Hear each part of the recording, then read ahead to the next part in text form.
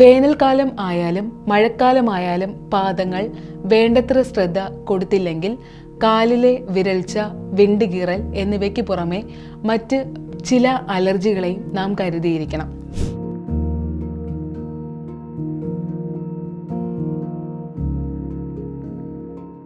അലക്കിക്കഴിഞ്ഞ soap വെള്ളം നേരെ കാലിലേക്ക് ഒരിക്കലും ഒഴിക്കരുത്. ഇത് ചില ചർമ്മത്തിലെ എണ്ണമയം പൂർണ്ണമായും ഇല്ലാതാക്കും.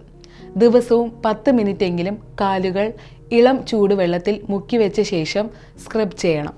ചെയ്താൽ കാലിലെ മൃദുകോശങ്ങൾ ഇളകിപ്പോകും. പിന്നീട് മോയ്സ്ചറിംഗ് ലോഷൻ പുരട്ടാവുന്നതാണ്. കെട്ടിക്കിടക്കുന്ന വെള്ളത്തിൽ കൂടി നടക്കേണ്ടി വന്നാൽ ഉടനെ കാൽ കഴുകി തുടച്ച് വൃത്തിയാക്കാൻ മറക്കരുത്. തുണി അലക്കിക്കഴിഞ്ഞ് ഉപ്പിട്ട വെള്ളം ചൂടുവെള്ളത്തിൽ കാലുകൾ ഒഴിക്കണം. പിന്നീട് നന്നായി തുടച്ച് സൂക്ഷിക്കണം.